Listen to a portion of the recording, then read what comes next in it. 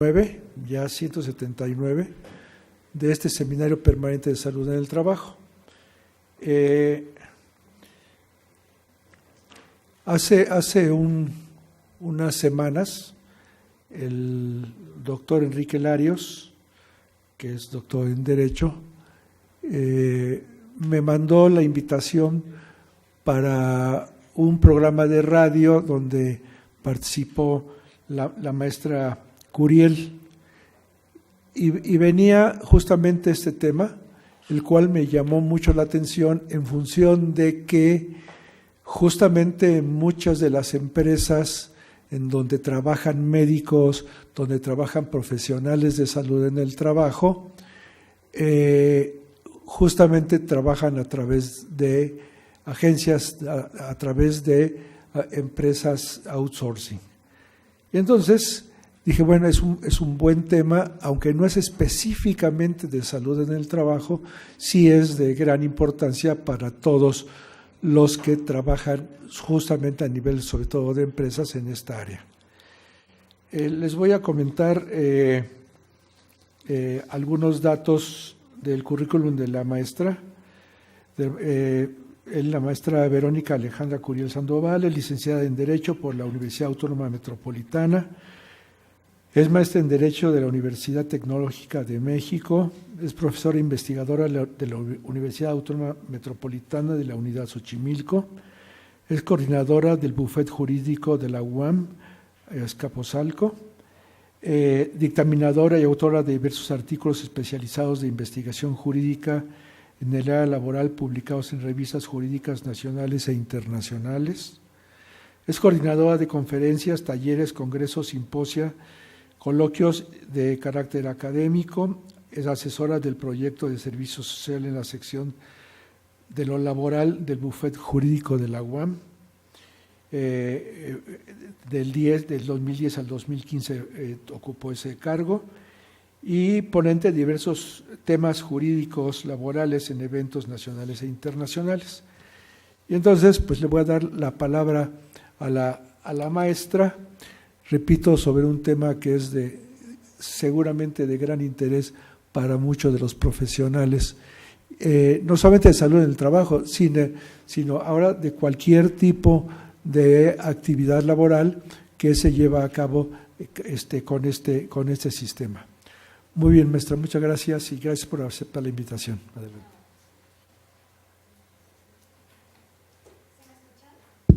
¿Se escucha? Ya, listo. Bueno, primero quiero agradecer la invitación al doctor Rodolfo.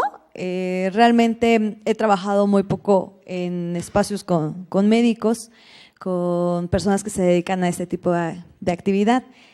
Mi función principalmente es con abogados, soy abogada, pero bueno, pues trataré de acomodarme, igual que ustedes, a la presentación que traigo preparada. De cualquier forma, si tienen dudas, al final de la presentación se abrirán minutos o se dará apertura en unos minutos para que ustedes puedan hacer las consultas que deseen. Bueno, ¿han escuchado ustedes hablar de outsourcing? ¿Sí? ¿Alguno de ustedes que me pueda decir qué ha escuchado o cómo piensa o cómo considera que funciona el outsourcing? Así para que yo no haga monólogo, compartimos ideas, ¿no? ¿Uno de ustedes? Uh-huh.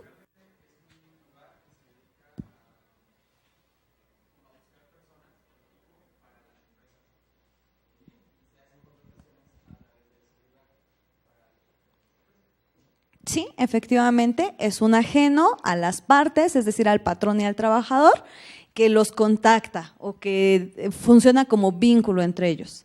¿Alguien más que tenga alguna otra idea? Un intermediario.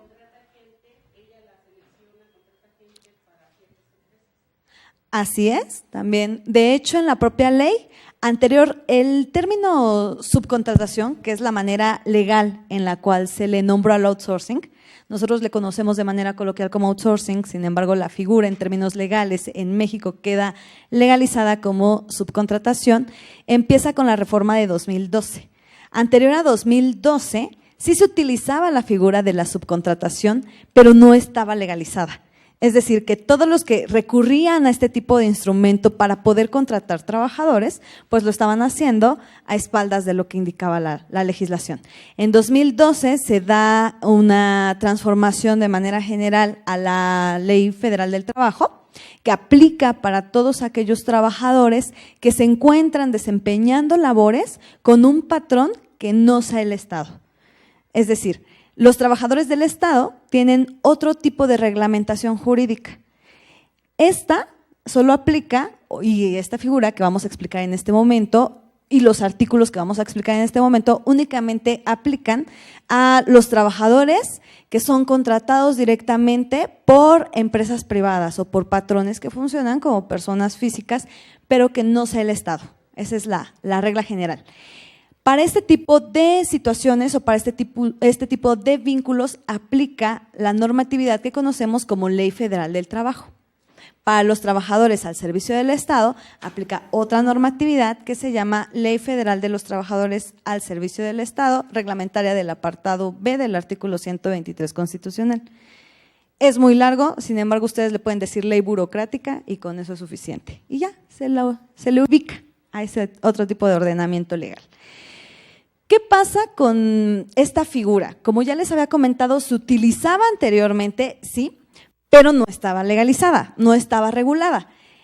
Estaban empresas ya funcionando, empresas que ahora son muy, muy grandes y que son emporios financieros a nivel internacional, como tenemos figura, bueno, podemos mencionar como ejemplos a Adecco, ¿la han escuchado?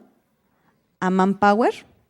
¿Quién no recurrimos a ellas o quiénes no hemos recurrido a ellas, ¿no? Incluso cuando estamos estudiando, recurrimos porque ofrecen horarios accesibles, hasta incluso el tipo, y voy a hablar de manera coloquial, la voy a mencionar de manera coloquial, el tipo de gancho que utilizan para los alumnos universitarios es: no te preocupes, tú puedes estudiar, ven, entréganos un currículum y te ofrecemos medio tiempo o contrataciones de 4 horas, ¿no?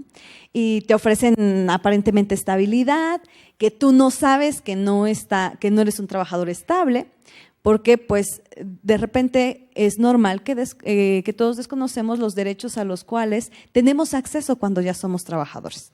Y eso es completamente normal porque pues no nos dedicamos a este tipo de actividades. Incluso les voy a comentar que de manera personal, cuando yo empecé a trabajar, yo ni siquiera sabía que tenía derecho a vacaciones, por ejemplo. A mí se me decía, no tienes derecho a vacaciones porque eres trabajadora de medio tiempo, ¿no?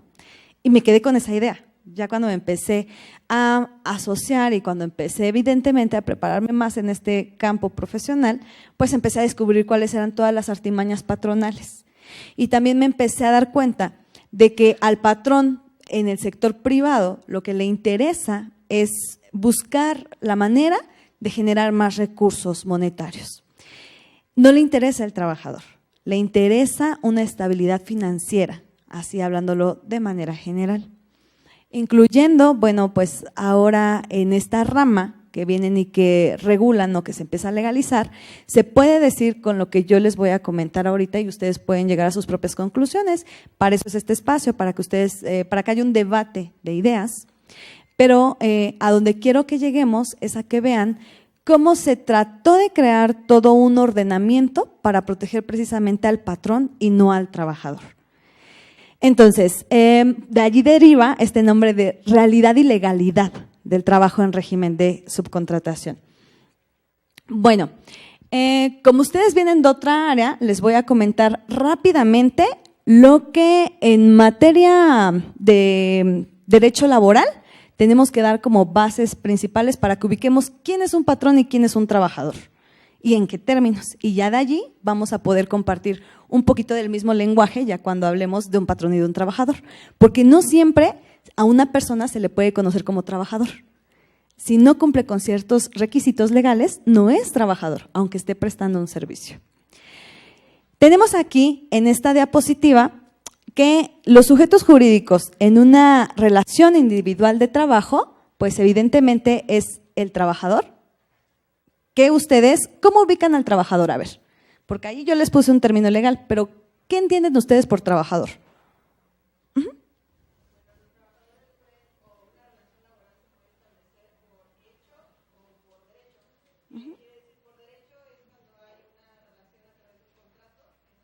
¿Sí?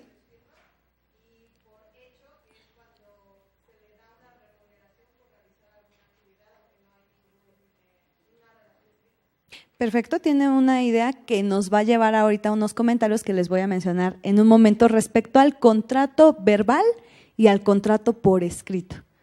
Lo que sí quiero que, a la conclusión que sí quiero que lleguen todos ustedes es que cuando uno es trabajador, se le tiene que pagar. Eso sí, allí no es de que, te voy a pagar si cumples. No, si tú eres trabajador, te tienen que pagar, eso sí. ¿Alguien más que quiera compartirnos su idea respecto a qué es un trabajador? ¿O quién puede ser un trabajador?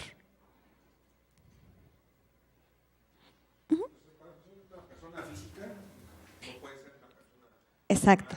¿Qué es una persona física?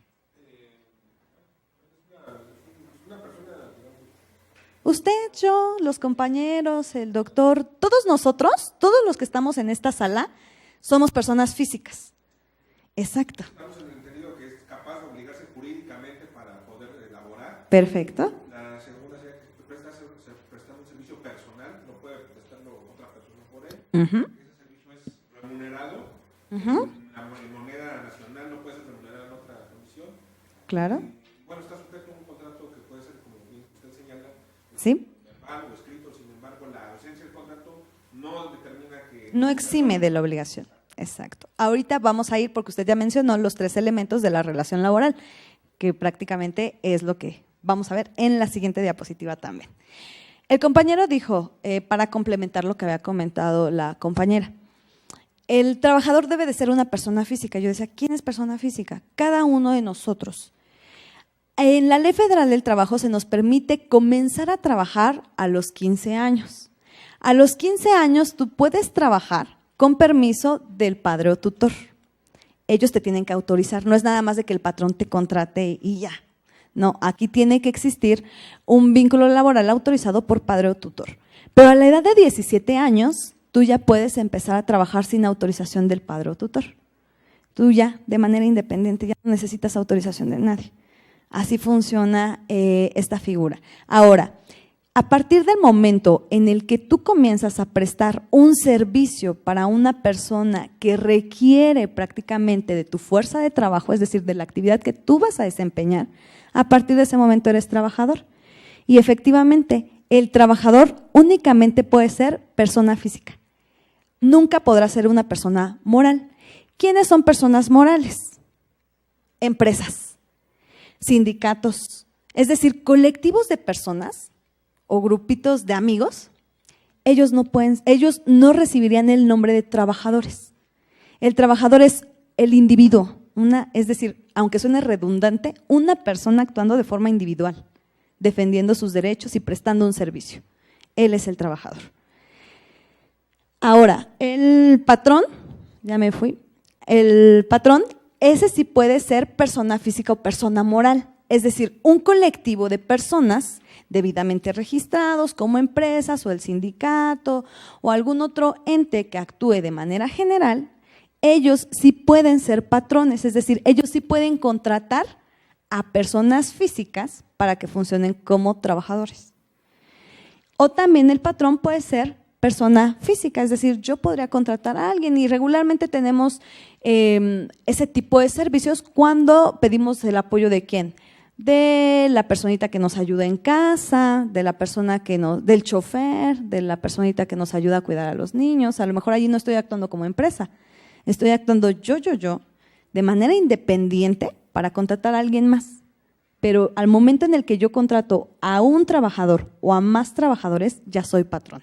Porque a veces se tiene la idea de, no, yo no soy patrón porque yo solo tengo a un trabajador o a 2 trabajadores. No, con que tengas a una persona realizando un servicio para ti ya eres patrón y tienes que cumplir con todas las obligaciones que se marcan en la ley, con seguridad social, con pago de salarios, con vacaciones, con aguinaldo, que son, digamos, las prestaciones legales a las cuales tendrá derecho este trabajador al momento en el que empiece a prestar un servicio para ti.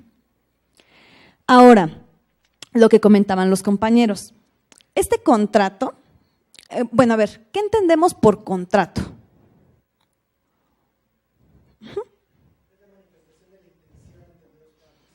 la voluntad, ¿no? Es decir, yo plasmo en un documento, porque así lo tenemos concebido en apariencia, que es un documento, plasmo mi firma y digo, sí, yo, por ejemplo, deseo comprar este auto.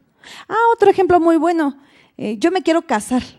Ese es un contrato, porque por eso se llama sociedad conyugal, es una sociedad, o sea, finalmente es la unión de personas, es eso, pero no lo vemos así. Lo vemos así como que, estoy enamorado y me voy a casar y todo eso, ¿no? Bueno, eso es habitual. Sin embargo, ya después se odian y vienen y ya los divorciamos los abogados, ¿no? Y ya saben. Pero bueno, este contrato, en materia laboral, no hay problema si la persona llega conmigo, abogada, y me dice, le estaba prestando el servicio a una persona, pero no tengo cómo demostrar, no tengo un contrato escrito. Él de palabra me dijo que me iba a contratar y que me iba a pagar tanto por ciento no sé, de las comisiones que del porcentaje de ganancias, o que me iba a dar esta cantidad de salario a la semana. Y me dice, no tengo cómo demostrarlo. En materia laboral no hay problema. El trabajador, con que haya prestado el servicio, con eso es trabajador. Y no importa si la relación surge de forma verbal, es decir, yo te digo a ti, te voy a contratar y te voy a pagar tanto. Allí ya hay una manifestación expresa de la voluntad. Aunque no lo estoy plasmando en un documento, yo te estoy diciendo que te voy a contratar. O también puede ser de manera escrita, que la forma escrita, las empresas que ya son empresas muy, muy grandes, créanme que todas ellas te contratan de manera escrita. Las que te contratan de forma verbal, pues son las micros, las pequeñas, ya no hablemos de medianas, porque las medianas también te contratan de forma escrita, porque es una forma en la cual ellos también se protegen. Si a ti como trabajador te contratan de manera verbal y tú le manifiestas a la autoridad, ¿sabes qué? Aquí vengo a presentar mi demanda y el patrón me dijo que me iba a pagar 5,000 pesos a la semana. Si no hay un documento, ¿cómo lo vas a poder demostrar? Tu patrón, ¿cómo vas a poder decir, no le iba a pagar 5,000 pesos a la semana, le iba a pagar 1,000 pesos a lo mejor? Entonces, en las micro y en las pequeñas empresas, todavía se utiliza esto del contrato verbal, o con los servidores domésticos, con los trabajadores a domicilio, con a los becarios, que es otra figura, ¿no?, que esconde realmente en el fondo, en muchas ocasiones, a los trabajadores. Pero bueno, todo eso es materia de otros temas. Entonces, en materia laboral, no importa si te contratan de forma verbal o escrita. Pero si te contratan de forma verbal, sí sería conveniente que al momento en el que te despiden, tú como trabajador empieces a intentar conseguir 2 testigos que puedan decir que fuiste trabajador. Y que en su momento, si puedes contar con alguien que diga que te despidieron, si es que es el caso, pues que te puedan apoyar al momento de ir a las audiencias, porque esa es la forma en la cual tú le demuestras a la autoridad que fuiste trabajador. Cuando no hay un escrito, con los testigos, con alguien que pueda decir, yo lo veía y él prestaba el servicio, o yo la veía y ella estaba allí, dependiendo de cuál sea el caso. ¿Hasta aquí vamos bien? ¿Ubicamos ya al trabajador al patrón? ¿Ya? No hay problema con eso, perfecto. Entonces, ahora sí vamos con los 3 elementos que comentaba el compañero. Al vínculo que surge entre el trabajador y el patrón para prestar los servicios, nosotros le llamamos relación laboral. Esta relación laboral requiere forzosamente de 3 elementos que están marcados aquí para que podamos decir que en verdad existía un patrón y que en verdad existía un trabajador. El primero, prestación de un servicio personal, ya lo dijo el compañero. El trabajador, esta responsabilidad recae directamente en el trabajador. El trabajador no le va a poder decir a alguien más, ¿sabes qué? A mí me contrataron, pero hoy me siento mal, ve tú y cúbreme. No, el que está contratado es, por ejemplo, Juanito Pérez. Y Juanito Pérez tiene que prestar el servicio. Entonces es directamente él. Cuando surge un vínculo laboral, el trabajador no puede transferir sus obligaciones a otra persona, ni tampoco transferir sus derechos a otra persona. Hay algo que se llama en materia laboral irrenunciabilidad de derechos. Que así tú firmes en un contrato que no te paguen, por ejemplo, aguinaldo, te lo tienen que pagar. que si tú en el contrato dices que una quincena sí me paguen y otra quincena no me paguen, te lo tienen que pagar. Es eso, tú como trabajador no puedes renunciar a los derechos que se están protegiendo para ti cuando empiezas a prestar un servicio. El segundo elemento es la subordinación. ¿Qué entienden ustedes por subordinación? ¿A qué les suena? De los que no hayan participado. Así de, como no tengo lista, no los puedo obligar, pero sino con la mirada. Exactamente. ¿En qué tipo de relaciones podemos observar subordinación? Ajá. Claro. Así es. Y por ahí luego comentan también los chicos, con mis papás, ¿no? Pues ellos, si no hago algo, no me dan mi domingo, o no me dan para que me vaya los viernes. En la UAM tenemos algo que se llama La Frontera, aquí no sé cómo se llame, pero por ahí es un lugar así medio extraño, ¿no? Para los chicos, pero bueno, a ustedes les gusta. Entonces, esta subordinación es eso, el poder que ejerce ese patrón sobre el trabajador y la obligación que tiene el trabajador de obedecer. Tú como persona vas a ser libre, pero en el trabajo vas a tener que obedecer. Y prácticamente en ocasiones, ¿cuántos abusos no hemos visto, no? Que hasta en la televisión se llega a mencionar en las noticias, lo tenemos en WhatsApp, ahora que ya estamos con lo de las redes sociales, en Facebook, ¿cuántas denuncias no llegamos a ver de personas que dicen, me gritó, pero además me empujó?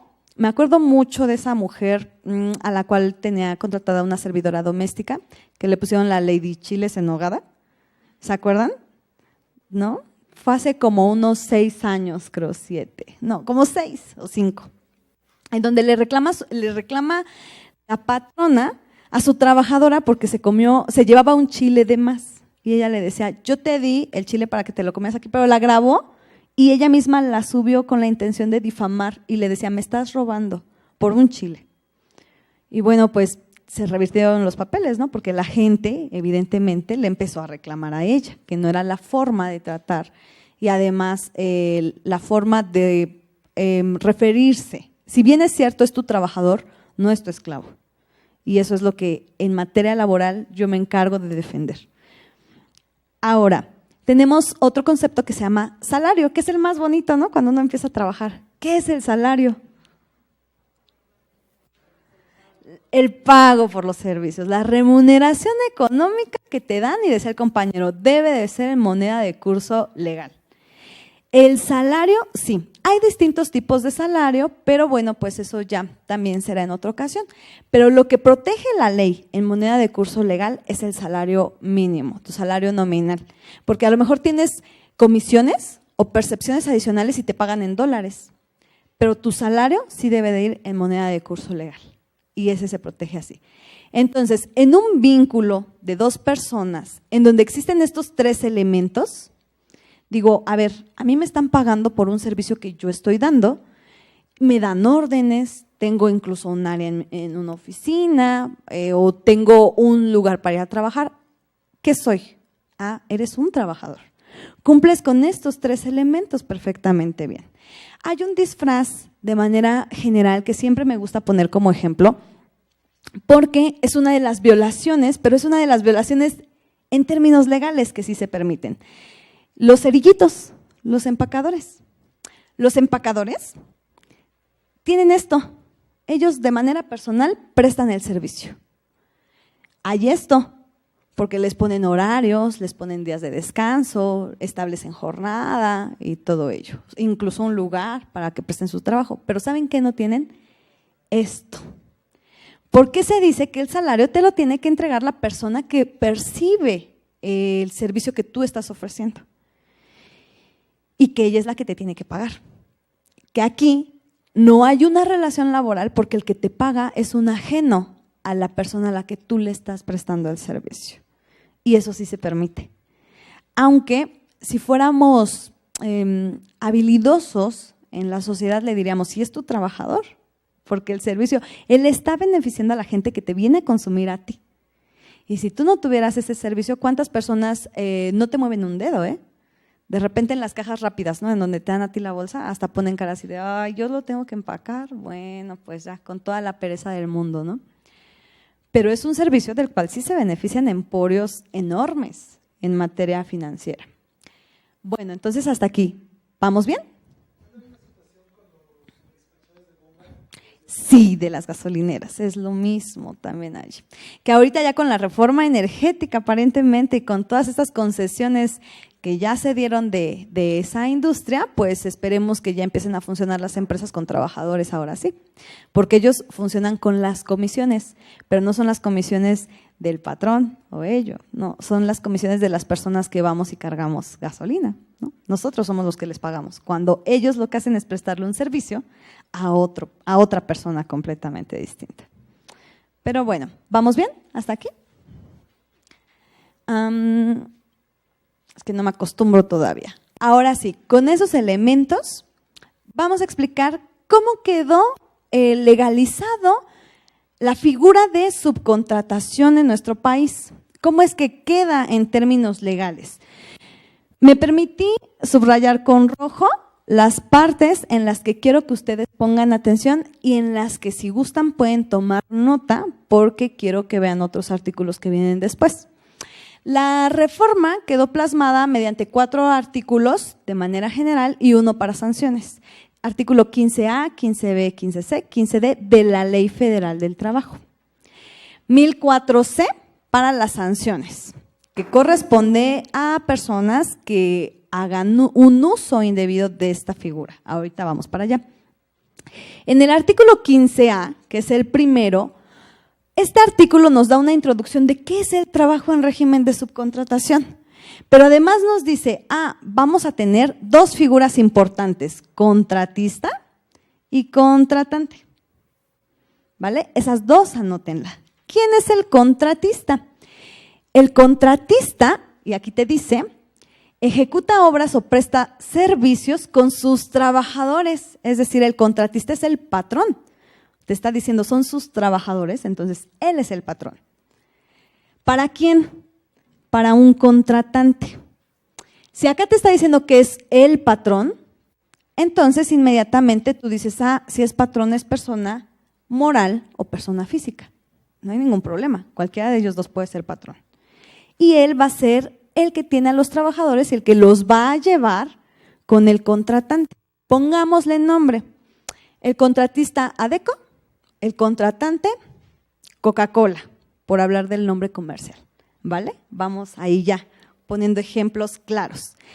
Este contratante te dice, puede ser una persona física o moral. Es decir, que si yo requiero los servicios, yo persona física, requiero los servicios de este régimen de subcontratación en el cual tú vas a triangular a la gente, es decir, ya no, el contratante lo que hace es que ya no se le reconozca como patrón. Dice, yo no quiero tener ningún problema, que si tienen un accidente, que se haga cargo, ¿quién? El contratista, él es el patrón, que asume el riesgo de trabajo. Que si hay que pagar utilidades, que las pague el contratista. Que si hay que pagar salarios, que los pague el contratista. Que si hay que pagar vacaciones, el contratista. Yo nada más quiero el servicio y ya, no hay problema. Entonces el contratista, obviamente, lanza su convocatoria, junta personitas para que presten el servicio y se las lleva ¿a quién? Al contratante. Pero el contratante no es patrón. El único patrón en esta triangulación es el contratista. Y no es patrón en términos legales, porque en términos reales sí es patrón. Tan solo vayámonos a un ejemplo muy rápido. El servicio de limpieza del metro, yo creo que todos hemos utilizado el metro y lo utilizamos en la mayoría de los días para transportarnos de alguna forma. Estas personitas de limpieza, ¿quién les da la indicación? El propio personal del metro. Ellos tienen esta figura, a ellos se les contrata así, con esta figura de la subcontratación. Pero el contratista no puede estar todo el tiempo vigilándolos. ¿Quién los está vigilando? La persona que se beneficia del servicio que están prestando, es decir, el contratante o los representantes del contratante. Porque el patrón, cuando no puede hacer su rol o cuando no puede desempeñar por completo su rol, ¿qué pasa? Delega en gerentes, en supervisores, en directores, ¿en quién más? En responsables de piso, ¿no? De cajas y todo ello, coordinadores. Es decir, le delego responsabilidades a alguien más que pueda utilizar mi figura como patrón y que se encargue de supervisar que todos los trabajos se estén realizando en tiempo y forma. Entonces, aquí en el 15A nos dice, estos van a ser los 3 sujetos que van a funcionar como personas en este tipo de relación, es decir, contratista, contratante y trabajador. ¿Vamos bien hasta allí? Ahora, vámonos a aquí me permití ponerles una pirámide para que veamos cómo se juega el rol de la subordinación. El contratante prácticamente no tiene que responderle a nadie, él únicamente va a pagar el servicio. El contratista queda subordinado a lo que diga el contratante, porque si el contratante le dice, no me gusta el servicio que me están dando tus trabajadores, tráeme a otros, ¿qué es lo que va a tener que hacer? Cambiar al personal, queda sujeto a él. Y el trabajador evidentemente siempre queda hasta abajo, ¿no? Allí, él no puede protestar, él no puede decir y prácticamente no puede hacer nada.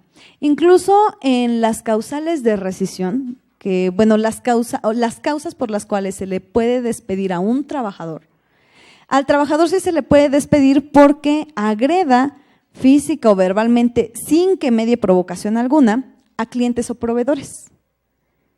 Pero el trabajador, es decir, el patrón lo puede despedir si agrede a un cliente o a un proveedor.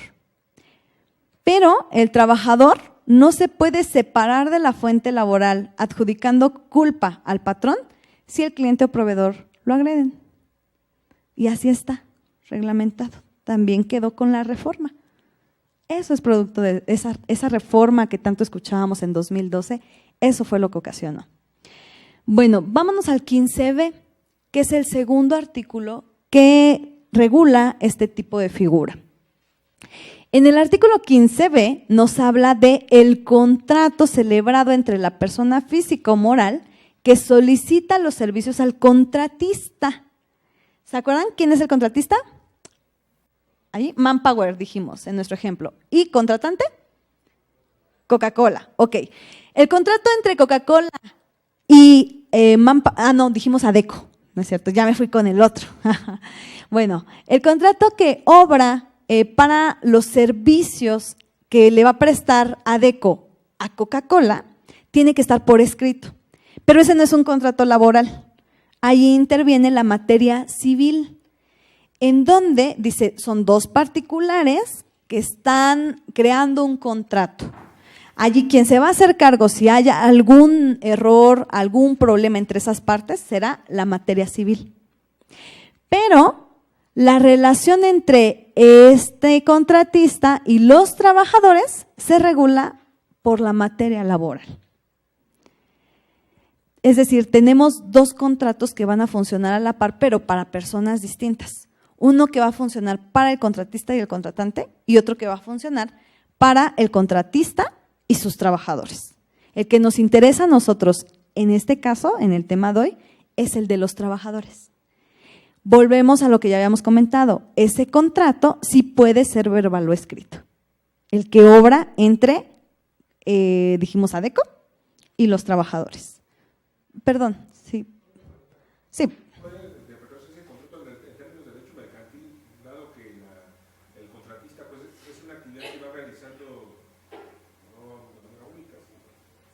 Habría que revisar los términos legales en los cuales se estableció el contrato y de ahí desprenderse. Ahora, fíjense bien aquí, en esta parte. ¿Alguien nota algo de estas letritas que están en rojo? Tenemos al contratante, pero ¿qué hay previo? Te dice empresa. La empresa, ¿qué tipo de persona es? Moral. Te deja fuera, fíjense, lean, la empresa contratante deberá cerciorarse de que el contratista cuenta con los documentos y elementos suficientes para responderle al trabajador. ¿Qué quiere decir? Que si el trabajador tiene un problema, esto, en primer lugar, está dejando fuera de cualquier tipo de responsabilidad a las personas físicas, a cualquier emporio financiero que funciona a nivel transnacional, si es físico, lo deja fuera. Por una mala redacción. Yo comentaba con otros compañeros que son abogados, decía, ¿habrá existido algún tipo de intención de dejar fuera a los físicos o habrá sido una omisión del legislador que no tuvo una buena asesoría legal? Porque si yo estoy diciendo una empresa, no puede ser persona física, es únicamente moral. Y recuerden que al principio el 15A nos decía que iban a ser personas físicas y morales. Entonces aquí empezamos con las incongruencias de la propia redacción. Ahora, esto de que deba cerciorarse, fíjense bien, ¿a quién le da más derechos? Al contratante. Dice, el contratante se va a cerciorar de que el contratista. ¿Para qué creen ustedes que sea? ¿Para qué se les ocurre que le está diciendo, tú cerciórate de que el contratista, tú Coca-Cola cerciórate de que ADECO cuenta con capital? Exacto. Si hay algún tipo de responsabilidad en donde el contratante también haya fallado, se puede hacer algo que se llama demanda por responsabilidad solidaria, en donde responsabilizo al contratante y al contratista. Con esto, lo que el legislador hizo fue, toma Coca-Cola, no te preocupes, tú no vas a tener ningún problema. Todo el problema, en este problema la responsabilidad la va a asumir ¿quién? Únicamente ADECO. Lo que tú tienes que hacer es cerciorarte de que ADECO no tiene nada más un escritorio y una computadora para que si el trabajador demanda, haya que embargar y ya no se vayan, hablando de manera coloquial, contra ti. Que únicamente se vayan contra ADECO y ya. Porque si el trabajador se enoja contigo y no hay forma en la cual se le responda, ¿qué va a pasar? Claro, me voy a ir con quien me pueda responder. Entonces el legislador le dijo, toma, te doy un regalito, pero no fue el único. Bien, en el 15C, que es el tercer artículo que regula este tipo de servicios, viene también otra parte en rojo que yo les ponía, bueno, que les pongo más bien. La empresa contratante de servicios, dice, deberá cerciorarse permanentemente. ¿Permanentemente qué quiere decir? Todo el tiempo. O sea, en el momento en el que tú quieras, tú Coca-Cola, en el momento en el que tú quieras revisar ADECO, no te preocupes, la legislación te ampara para ello. Y si ADECO en algún momento se siente hostigado, no te va a poder decir nada, porque además ya está aquí. Se deberá cerciorarse de que el contratista, y fíjense bien aquí, cumple con todas las disposiciones aplicables en materia de seguridad, salud y medio ambiente en el trabajo, dice, respecto a los trabajadores de esta última, es decir, de la contratista. Yo me pregunto, el trabajador, bueno, a ver, si hablamos de seguridad, ¿el trabajador dónde presta sus servicios? ¿En las oficinas del contratista, o sea, de ADECO, o con Coca-Cola?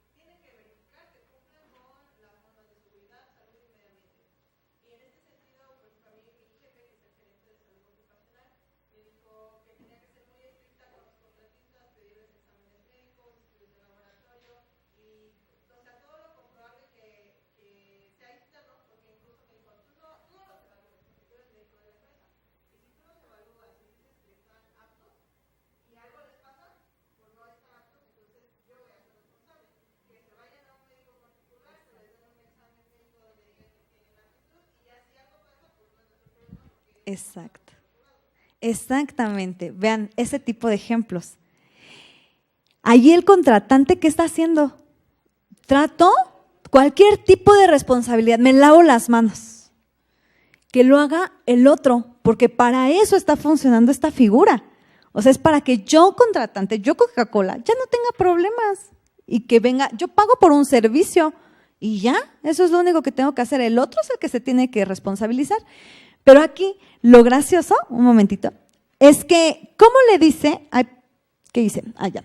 ¿Cómo le dice que él se responsabilice, que el contratista, es decir, que ADECO, se responsabilice de revisar la seguridad, salud y medio ambiente en el trabajo? Si en donde está prestando los servicios es acá, no aquí. ¿Ustedes creen que Coca-Cola va a estar bien contento con que ADECO llegue un día y le diga, a ver, voy a revisar si están bien tus instalaciones para que mis trabajadores no sufran algún percance?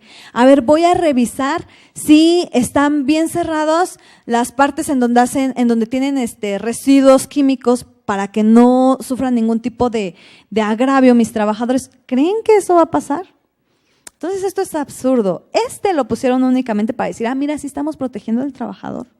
Se está revisando, pero aquí en quien tendría que recaer esa responsabilidad, como lo dijo la compañera, es acá, porque allí es en donde está realizando la actividad, no en las instalaciones de ADECO, sino en esas instalaciones de Coca-Cola. ¿Sí? Exactamente eso que comentaba que iba a hacer. Y muchas de las empresas que se manejan de esta manera con su contratación a terceros, también lo hacen con un afán de no soltar más información o de restringir ciertas áreas. Claro. Sus secretos, digamos, de alguna manera, de la empresa. Entonces, resulta totalmente imposible que pueda exigir el contratista con garantizar estas Normas de seguridad, que eso les interesa a ustedes. cuando ellos lo van a mandar a un lugar donde muchas de estas ocasiones cierran la puerta y dicen, yo quiero que tu trabajador me lo mandes y yo veré qué hace aquí. Exactamente. Todas las informaciones de Exacto. utilizo, Ujú. mi sistema de producción, Nada. nada de eso, ni voy a modificar horarios, nada, porque para eso mismo estoy trabajando conmigo. Fíjense, prácticamente lo que el artículo está diciendo es que Coca-Cola vaya a las instalaciones de ADECO y que verifique que las instalaciones estén funcionando bien. ¿Para qué? El trabajador no va a estar allí, está en tus instalaciones, pero esto, como dicen, nada más es para tapar un ojo, ¿no? Al gato. Ahora, algo que comentaban también y que se me hace muy importante, ahorita el compañero lo tocó, secretos de información. Cuidado, porque cuando ustedes sean trabajadores, los secretos de información, si ustedes llegan a hacer un comentario y ese se divulga, es causal para un despido justificado. El patrón los puede despedir diciendo, revelaste un secreto de información. Y suena, siempre lo pongo como ejemplo y a todos nos da hambre. Bueno, yo sí traigo hambre. Vengo desde el norte, entonces sí traigo hambre. La receta del pollo Kentucky, ¿no? Que te dicen, receta secreta. ¿Cuántos locales no vemos que ya te dicen pollo estilo Kentucky o pollo estilo americano? Pero ninguno te dice pollo Kentucky y ninguno sabe igual. ¿Por qué? Por los derechos que se tiene sobre ese tipo de receta. Y es comida. Ajá. Usted.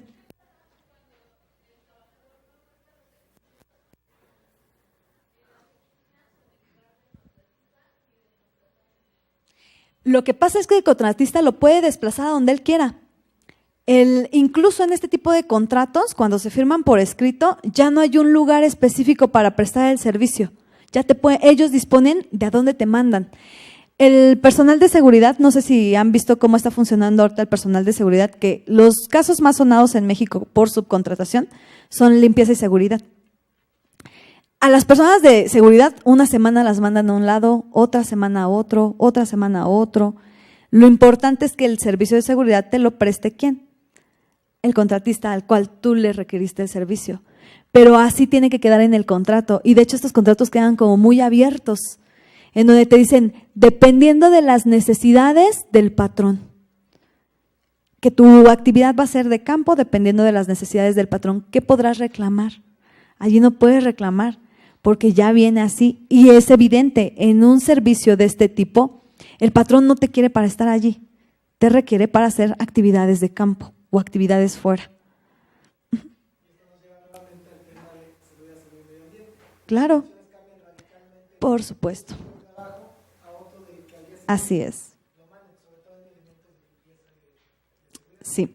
Ahora, fíjense, algo que sí, que ya dentro de todo lo negativo, digo, bueno, pues algo positivo debió tener, es que anteriormente los contratistas tenían, así como les dije, escritorio, computadora y teléfono. Y ya. Cuando el trabajador sufría algún tipo de percance, demandaba y como abogados no teníamos nada que embargar para poder recuperar algo de lo que se le debía al trabajador. No había nada. Y además eso no lo puedes embargar porque son elementos propios y suficientes para desempeñar la actividad y eso es inembargable. Entonces decías, ¿qué hago? No había manera de recuperar algo para el trabajador.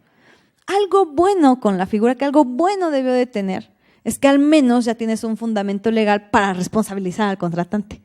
Decirle, ¿qué crees que no me respondió por mi despido? Pues me respondes tú, porque en la ley sí dice que tú tendrías que haber revisado que él me pudiera responder a mí. Y además dice que tú tendrías que haber supervisado que él me estuviera respondiendo a mí.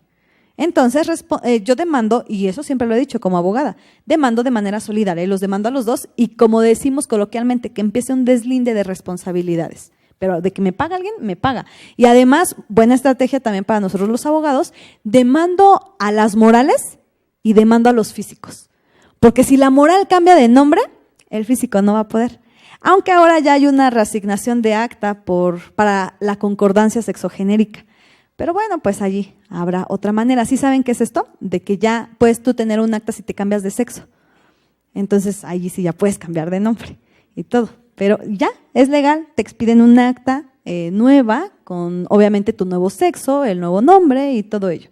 Por eso les digo, ya ahora ya también es un poquito riesgoso, pero pues tendría que hacer todo un trámite jurídico para poderse cambiar de sexo y decir no le pago, ¿no? De todas maneras no le voy a pagar, yo como físico.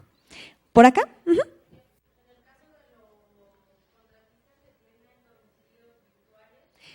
Sí.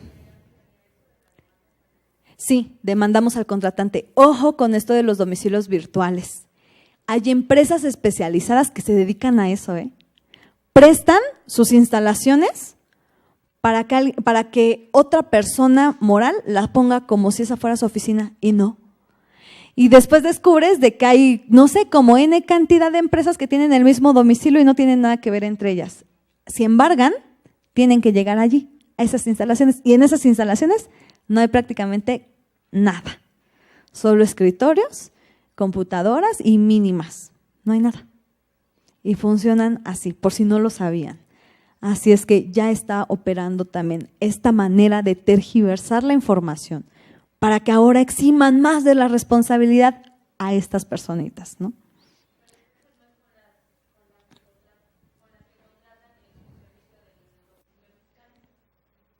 ¿Cómo? A ver, disculpe, no.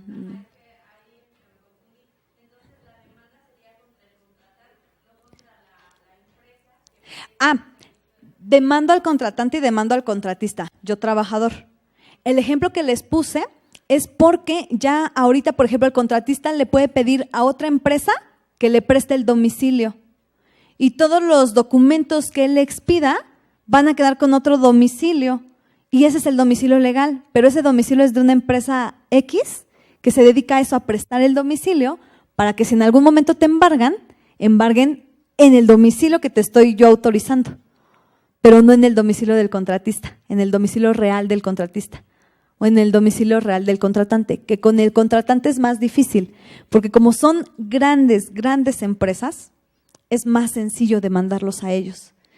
Cuando se demanda de manera solidaria, de hecho, quien llega a negociar regularmente es el contratante, ¿eh? ¿Por qué? Porque dice, pues oye, a ver, ya, vamos a ver cuánto quieres. Y para ellos es una vacilada lo que tú les pides por el trabajador al que despidieron o al cual sufrió algún siniestro. Ellos son los que regularmente quieren negociar, pero el contratista es bien difícil para negociar. Nosotros, bueno, como abogada tengo N cantidad de experiencias en donde te peleas y te peleas y te peleas y no dan nada. Y además te quieren dar mucho menos de lo que le corresponde al trabajador. Pero los que regularmente sí logran negociar son los contratantes. Para ellos son problemas. Entonces dicen, ya, ¿qué va a pasar? Únicamente rescindo el contrato con el contratista y ahí pierde el contratista.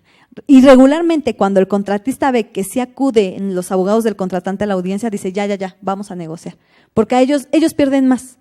Si ese contrato se rescinde, ellos pierden más porque hasta tienen incluso que indemnizar al contratante. Entonces, es más difícil. Cuando los demandas de manera solidaria, tiene que ser con bases fundadas, con bases sólidas, porque por eso se marcan los lineamientos. Pero ahorita vamos a ver que si en algún momento llega a incumplir el contratista, entonces sí puedes demandarlos de manera junta, al contratista y al contratante. Y esa es como, digamos, la llave mágica para que tú tengas acceso a… ¿No de qué? ¿Por acá? Uh-huh.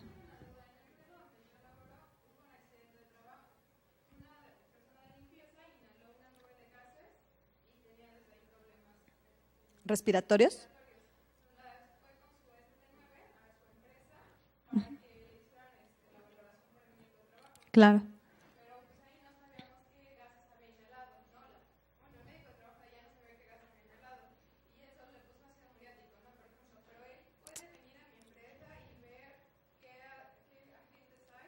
Ok. Si su empresa, entiendo entonces que también está en esta figura de la subcontratación. Ok. Si el contratista no le responde, entonces seguramente va a empezar una demanda y allí sí va a pedir el apoyo pericial para que se vea qué fue lo que inhaló. Y allí sí podría ir. Mientras tanto, los únicos que podrían preguntar en todo caso sería el contratista con el contratante, para tener un acceso a la información de qué y que se pueda levantar el riesgo de trabajo. ¿No de qué?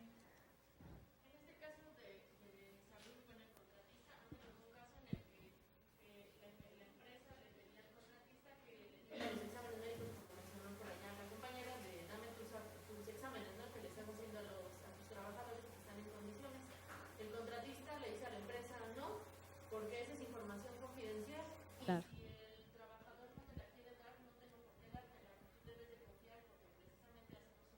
Claro.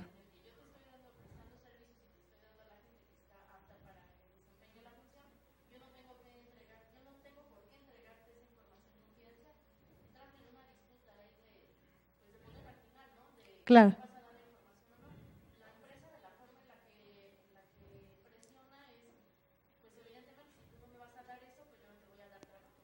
Claro.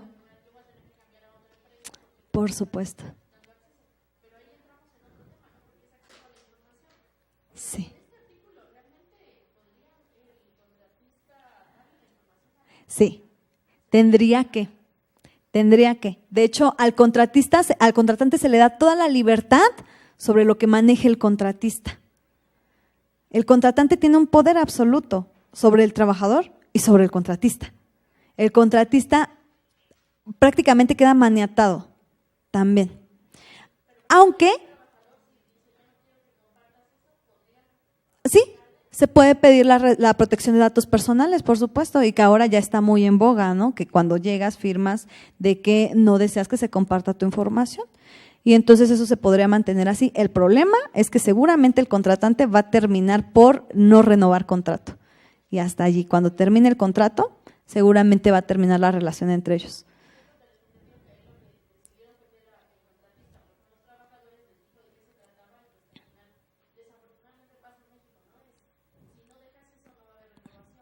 Claro. Autorización. Sí. Sí, claro. Y así pasa regularmente, decimos en México, ¿no? Tristemente. Sí, así funciona. ¿Alguien había levantado la mano? ¿No? Bueno, entonces seguimos con el 15D. Hay una serie de candaditos, pero aquí ya no los marqué. Déjenme ver. Sí. Aquí puse rápidamente un diagrama en el cual quiero que vean cómo funciona esta triangulación, porque la subcontratación es una triangulación por medio de la cual le transfieren trabajadores a alguien más. El doctor Larios dice, les regalan la fuerza de trabajo, ¿no? Y tiene mucha razón. El contratante, hablando de manera general, él es el patrón real. Pero en términos legales, el patrón legal es el contratista. Es decir, que si el trabajador le quiere reclamar algo a alguien, tiene que ser acá. Pero acá, no. Esta flechita que les puse aquí es para indicar que de aquí, es decir, del contratante al contratista, hay derechos sobre él. El contratante, por eso viene hasta la cima de la pirámide que les ejemplifiqué en diapositivas anteriores. Entonces, el contratante le puede dar órdenes al contratista. El contratante le puede dar órdenes al trabajador.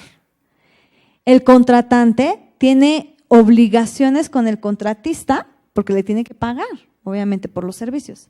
El contratista tiene obligaciones con el contratante porque le tiene que dar el servicio. El contratista tiene obligaciones con el trabajador respecto a que él es el patrón y el trabajador tiene obligaciones con el contratista porque, pues, obviamente le tiene que responder al patrón y tiene derechos hacia acá.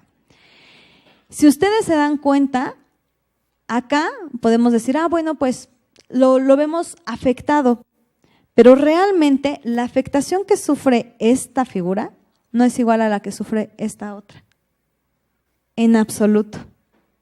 Incluso si se dan cuenta, el trabajador tiene ahora 2 patrones y tiene que quedar bien con ambos. Si ya de por sí es bien estresante quedar bien con nuestros amigos, imagínense con el patrón que todo el tiempo cuando le haces una cara ya después te está cazando para poderte despedir, mucho más difícil. Y además tienes que quedar bien con ambos, porque uno es tu patrón y el otro es el que le puede ordenar a este que te despida. Así de sencillo. Entonces tenemos doble presión sobre el trabajador y que esta figura así quedó reglamentada. Ahora, en el 15D, que es el último de los 4 que aparentemente marca por allí, que engloba este régimen. En el 15D te dice, no se permitirá el régimen de subcontratación cuando se transfieran, es decir, cuando se pasen. ¿De dónde? ¿De qué manera? De manera deliberada. ¿Qué entendemos por deliberada? ¿A qué le suena? Intencional, exacto. Cuando tú dices, me chocaste de manera deliberada o me empujaste o me contestaste de manera deliberada, dices, había intención de hacerlo. ¿Qué pasa si te digo, no, yo mandé a los trabajadores pero yo no sabía? ¿A poco no tenías la intención de? ¿Por qué? Si se dan cuenta, aquí dice, con el fin de disminuir derechos laborales. La propia ley te reconoce que esta figura tiene menos derechos laborales. La propia ley te está diciendo que esta figura es un abuso para el trabajador porque sí hay un deterioro de los derechos que se consiguen. De manera general, miren, no es el mismo salario el que va a ganar un trabajador en ADECO que el que podría ganar en Coca-Cola, haciendo las labores de limpieza. De hecho, en el artículo 15A, por si ustedes en algún momento gustan leerlo, marca ciertas protecciones o ciertos candados aparentes para que no se abuse de esta figura. ¿Como cuáles? Dice que que la actividad que realiza el contratante, más bien que los trabajadores que realizan actividades para el contratante no realicen las mismas actividades que las que me va a desempeñar el contratista. ¿Saben qué pasó cuando se legalizó esto? Que como evidentemente la ley te decía, si tú eres contratante y quieres un servicio de vigilancia, se supone que si lo quieres en régimen de subcontratación no lo vas a poder tener si tú tienes a trabajadores vigilantes, porque te está diciendo, no debe de haber otros trabajadores realizando esa misma actividad contigo, contratante. ¿Qué pasó? Despidieron a todos los trabajadores de ese ramo y contrataron entonces al contratista. Y llegaron, yo coordino el bufete jurídico de la UAM y nos llegaban asesorías tras asesorías de trabajadores que te decían, me despidieron, no me explicaron por qué, pero ahora la misma empresa me dice que firme con otra. Así, crearon a sus propias contratistas y les decían, ya no vas a trabajar conmigo, pero aquí está, te ofrezco un nuevo contrato. Es con otra empresa, pero vas a hacer lo mismo. Y te voy a respetar tu antigüedad. Qué buena onda, ¿no? Qué amables. Pero en la mayoría de los casos fue relación nueva. Los contratantes depuraron todas las actividades que no eran necesarias para ellos. Si se dedicaban a alimentos, vigilancia y limpieza no es actividad principal. Si se dedicaban a vigilancia, pues si tengo servicio de comedor, los cocineros no son mi actividad principal. Entonces, todas aquellas actividades que yo no tengo como actividades centrales, las puedo conseguir mediante la subcontratación. Ese es otro de los candados.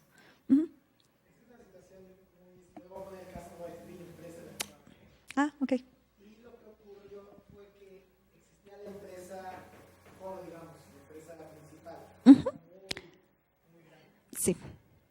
Y creó con el mismo nombre de la empresa, y eso ocurre en varias,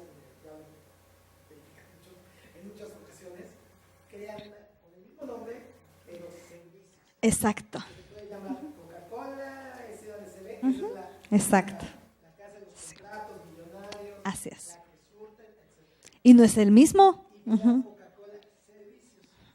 Todo el personal está contratado en la de servicios, a menos de que sean Claro, los directores o los puestos directivos más altos. Ellos claro. son la principal. Obviamente las ganancias, sobre todo en el tema del reparto de utilidades, son proporcionales a la empresa. Claro. La empresa de servicio lo único que hace es brindar el servicio Ujú. a la empresa principal. Sí. Es más un contrato que puede ser hasta simbólico. Sí, Por $1,000 al mes, claro. brindo servicio de proporcionar el personal. Y con eso queda Y utilidades se viene abajo. las utilidades. Por supuesto. Por supuesto. Entonces, en todos funciona así. De hecho, esta figura es lo que empieza a hacer.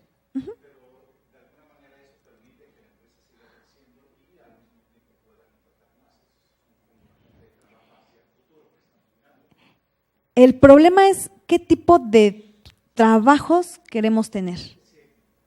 Vamos a tener más, pero cada vez menos, con menor salario.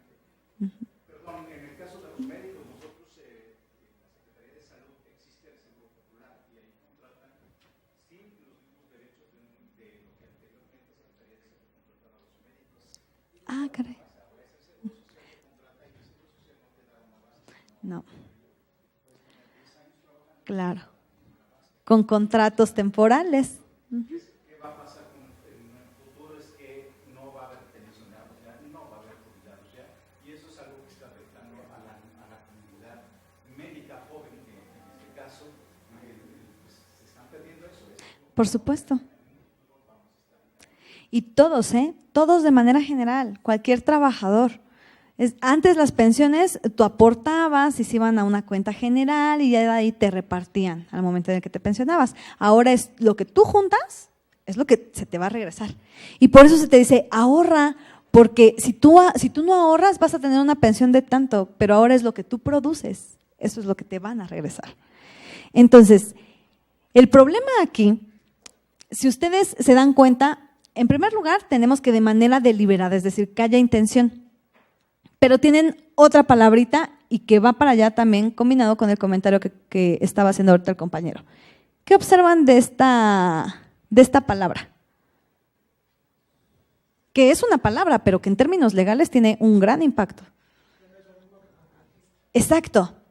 Dice subcontratista. A ver, pensemos. Si yo estoy en una escuela, ¿es lo mismo el subdirector que el director? No. Si estoy en una empresa, ¿es lo mismo igual el director que el subdirector? No. Fíjense bien, con esta palabra, que quiero yo pensar bien del legislador, y quiero pensar que no lo hizo de manera intencional, está formalmente ingresando una nueva figura a los sujetos que tenemos de manera general. Te dice contratante, contratista y ahora hay uno más, subcontratista. ¿Saben quién sí lo está utilizando? HSBC. HSBC tiene algo, y que siempre lo pongo como ejemplo porque además es un emporio financiero a nivel internacional, es un palacio. HSBC cuando empieza a contratar a sus trabajadores, los contrata mediante, era Manpower, ahorita creo que ya se quedó con ADECO. Así empiezan. Y así, y lo sé también porque tenemos una un consorcio en la esquina de la Guamas Capotzalco que se llama Tecnoparque. Y Tecnoparque es una luna de muchas empresas, entre ellas HSBC, que es el más grande en ese espacio. A los chicos o a nuestros alumnos los contrata ADECO. Firman ya su contrato y todo. Duran aproximadamente unos entre 3 y 4 años en ADECO y después los pasan y les dicen, ay, ve a hacer tus exámenes porque a lo mejor ya te puede contratar HSBC. Y ahí van los chicos, ¿no? Y no, ya voy a pasar a formar parte de HSBC. Pues evidentemente tú lo ves en reparto de utilidades, vacaciones, aguinaldo, prima dominical, todo eso, ¿no? Que se traduce en muchos más pesos de los que estás percibiendo con ADECO. Van los chicos y cuando los contrata algo que se llama HSBC Servicios. Duras otros 4 o 5 años y te dicen, te vamos a incrementar el salario, pero tienes que hacer un nuevo examen. Y en cada uno vas empezando antigüedad de 0, que a lo mejor para la pensión no te va a afectar, porque ahí sí vas generando antigüedad, pero ¿sabes en qué te va a afectar? En tu remuneración, en los derechos que tienes como trabajador, porque las vacaciones se mueven conforme la antigüedad. Entonces, ya ahí si hacemos la cuenta, ya llevas ¿cuánto aproximadamente? ¿10 años? 9 años. Pasas tu examen y ahora sí te contrata HSBC. Cuando la figura de triangulación debería ser únicamente HSBC y ADECO. Pero no, ahora tenemos ADECO, HSBC Servicios y HSBC. Y nunca te diste cuenta. Pero eso es lo que está permitiendo esta palabrita, que yo les decía que en términos de lectura puede ser una palabra más, pero que en términos legales, HSBC se puede defender diciendo en el artículo 15D, tú dices que un subcontratista, ahí está. Y si no, no te preocupes, la figura de triangulación funciona entre HSBC y yo HSBC Servicios. Y ya, ¿no? 12 a la fecha, 6 años.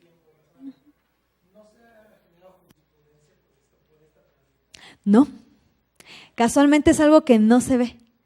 Porque también el tiempo, o sea, yo les hablo de HSBC, pero porque les comentaba desde el principio, esta figura ya se venía utilizando. O sea, esta figura de la subcontratación ya estaba en funciones antes de que se legalizara. O sea, realmente el tiempo que, por ejemplo, pasan nuestros chicos entre una empresa y otra es, les digo, aproximadamente de 10 años para que ellos puedan entrar a HSBC. Y a veces ya ni los contrata HSBC.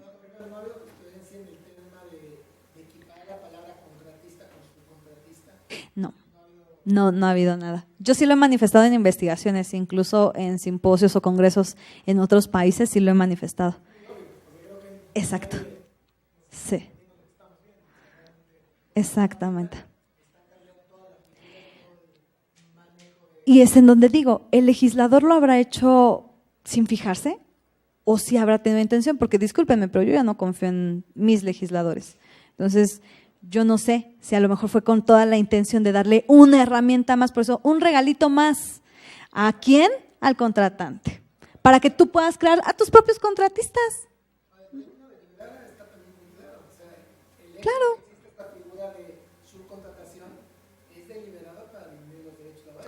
Por supuesto. Claro. Claro. Uh-huh. Y el primerito, el salario, ¿no? Uh-huh. Claro. Yo digo, ¿por qué todos nos damos cuenta y ellos no se dan cuenta? O sea, pues realmente es que ellos no se quieren dar cuenta y sí saben las repercusiones que tiene, saben el impacto que está teniendo día a día a nivel nacional y ahorita les voy a mostrar unas estadísticas que he estado siguiendo en varios años y que de repente en algún momento ya no salieron. Pero ahorita toca renovación de quinquenio para los efectos de la investigación que llevo, entonces seguramente allí las estaré buscando. Ahora vean, el 1004C nos marca cuál es la sanción y dice aquí, a quien utilice el régimen de subcontratación de personal en forma dolosa. ¿A qué les suena a ustedes esto del doloso? Porque nosotros como abogados lo manejamos todos los días, pero ustedes…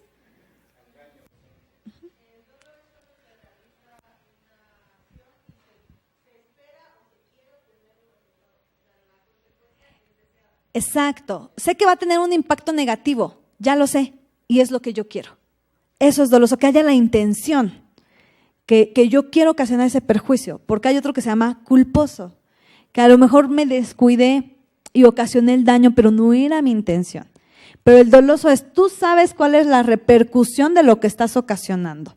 Por lo tanto, si tú utilizas esta transferencia de personal y que ya se utilizó cuando se implementó la figura, se empezaron a despedir a todos los trabajadores y a contratar en la nueva empresa o con el nuevo patrón, dice, se le impondrá una multa por el equivalente de 255,000 veces el salario mínimo general vigente. Yo les puse aquí adelante de cuánto es el salario mínimo general vigente en este año. Fíjense, en el caso 1, que es 250, la multa equivale a ¿cuánto? 22,000 pesos. Por despedir a 100 trabajadores y contratarlos en una nueva. 22,000 pesos es lo que tienen que pagar como castigo. Y si, pero como dijeron, a 5,000 veces, fíjense, 5,000 veces ¿a cuánto equivale? A 400,000 pesos, 450,000. Para los derechos, para el menoscabo de los derechos de 100 trabajadores, discúlpenme, pero eso es una bofetada en la cara, hasta incluso para nuestros revolucionarios que lucharon por los derechos de los trabajadores, porque eso fue lo que se alcanzó con la revolución independientemente del tercero y del 27, el 123. Es producto del derrame de miles y miles de personas que ya se sentían hartas de las tiendas de raya. Estamos regresando a eso. A que ahora te endeudas con el patrón y tu cheque sale hasta con menos tantos pesos, ¿no? Porque ahora ya, y tan solo veamos, en la época de, a lo mejor de sus abuelitos, de los tatarabuelitos, trabajaba únicamente el jefe de familia, porque la esposa no trabajaba. ¿Y tenían a cuántos hijos? A 10. Y todos comían y además la gran mayoría era profesionista, con el salario de un obrero. Ahora trabaja papá, mamá y los hijos que empiezan en adolescencia. Y ahora se nos ha puesto esto de la familia pequeña vive mejor. ¿Por qué? Porque ya no hay condiciones. O sea, ya ahora tienen que trabajar todos los miembros de la familia. Y yo digo, ¿cómo no nos damos cuenta de eso? Pero además, tus abuelitos sí pudieron hacer un patrimonio. Nosotros ya cada vez podemos menos. Vas a estar endeudado 20 años para conseguir una casa cuando tus abuelitos, quién sabe de dónde tuvieron casas y le heredaron a los hijos.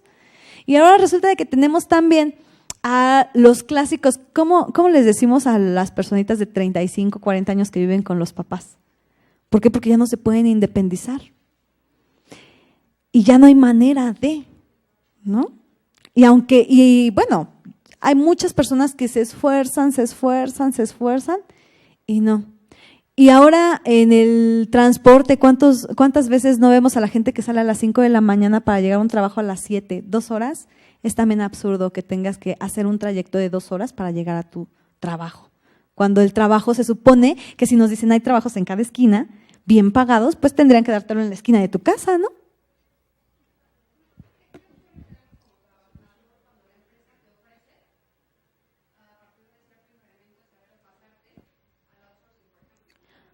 Ok.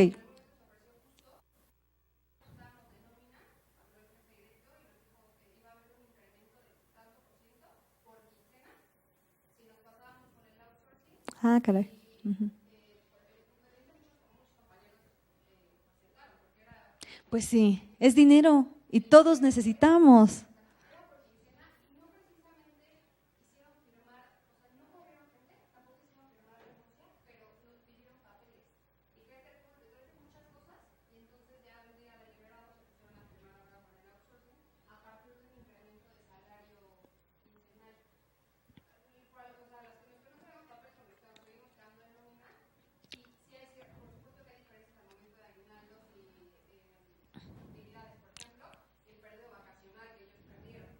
Claro.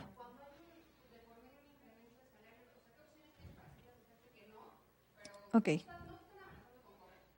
Ok. Ok. Y es de buena manera, fíjense. Qué decentes, ¿no? Bueno, el trabajador, si no quiere, no firma. y no firmen.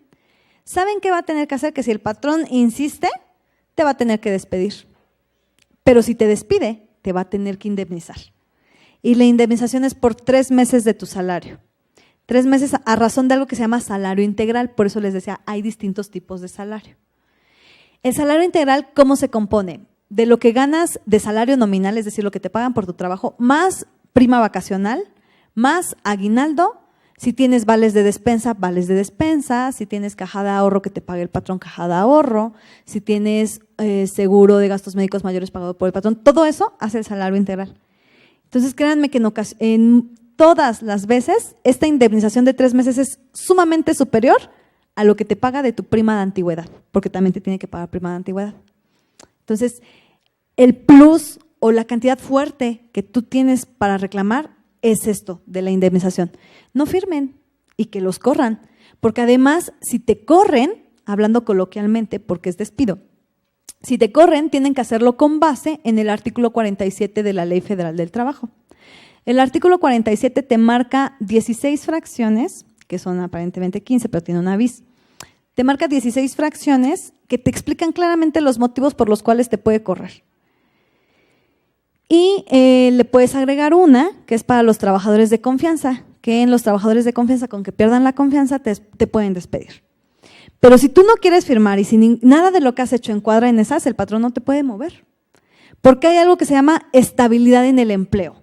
Si tú tienes ya un contrato de tiempo indeterminado, es así. Ese contrato de tiempo indeterminado por el que pelearon hace muchos años nuestros tatarabuelos, era para eso precisamente, para que nadie te pudiera remover y tú pudieras emprender proyectos a futuro, comprar una casa, tener una familia, comprar un auto.